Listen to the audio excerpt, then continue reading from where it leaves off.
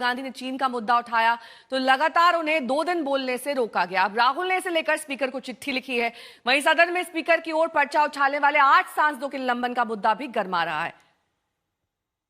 विरोध के मोर्चे के बीच विपक्षी सांसदों ने स्पीकर की ओर पर्चे उछाले तो इस आचरण पर एक्शन हुआ। 8 सांसदों का निलंबन हुआ और देखते ही देखते नया सियासी रण छिड़ गया।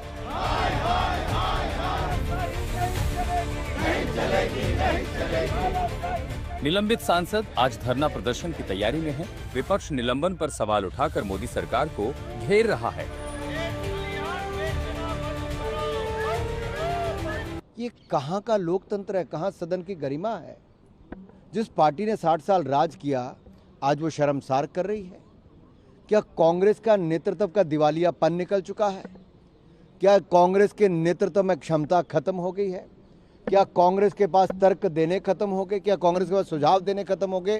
तो ये जो देश के अंदर हो रहा है और आप विपक्ष को बोलने नहीं दोगे तो बिल्कुल पूरी तरीके से हम लोग तबाही की तरफ जा रहे हैं।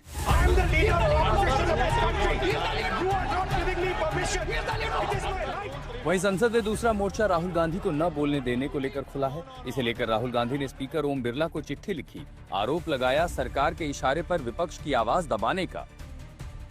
हिस्ट्री में एलओपी को प्रेसिडेंशियल एड्रेस में नहीं बोलने दिया। बाहर बोल दीजिए, जो अंदर नहीं कहा दिया जा रहा है बाहर। वो तो ऑटोमेटिकली होगा जी। बट ये आप समझिए और हिंदुस्तान के जो किसान हैं आप सब समझिए कि इस ट्रेड डील में आपकी मेहनत को, आपके खून पसीने को नरेंद्र मोदी जी ने बेच दिया है। दरअसल राष्ट्रपति के अभिभाषण पर धन्यवाद प्रस्ताव की चर्चा के दौरान राहुल ने भारत चीन सीमा पर 2020 में हुए टकराव का जिक्र किया। हालांकि जिस किताब का राहुल ने हवाला दिया उसे लेकर सरकार की ओर से सवाल उठा। दूसरे दिन भी राहुल ने वही मुद्दा उठाने का प्रयास किया जिसे लेकर सरकार सख्त है। लोकसभा राज्यसभा में कैसे बोलना चाहिए, किस विषय में बोल सकता है, ये सारा रूल राहुल जी के दादा दादी का समय में बनाया है। आजादी के बाद हमारे वरिष्ठ नेता लोगों ने बैठ करके ये रूल बनाया है। रूल ही नहीं मानता ये, फिर बाहर आके बोलता है कि बोलने नहीं देते, बोलने नहीं देते। अरे हम परेशान हो चुके हैं, जल्दी बोलो। हम वेट करके करके थक गए हैं, जल्दी बोलो मगर नियम से बोलो। मुद्दा गरमाता जा रहा है। स्पीकर को राहुल गांधी की चिट्ठी के बाद मामले ने और तूल पकड़ लिया है। कितना भद्दा व्यवहार आज उन्होंने पार्लियामेंट में किया। माननीय अध्यक्ष जी की आसन तक पहुंचकर उनका अपमान किया। मैं घोर निंदा करता हूं विपक्ष की। जब पार्लियामेंट का सत्र चल रहा होता है तब कोई मंत्री बाहर आकर वक्तव्य दे रहा है, यह अपने आप में चौंकाने वाली बात है। पार्लियामेंट नहीं चलने दे रहे, ये गलत आरोप है।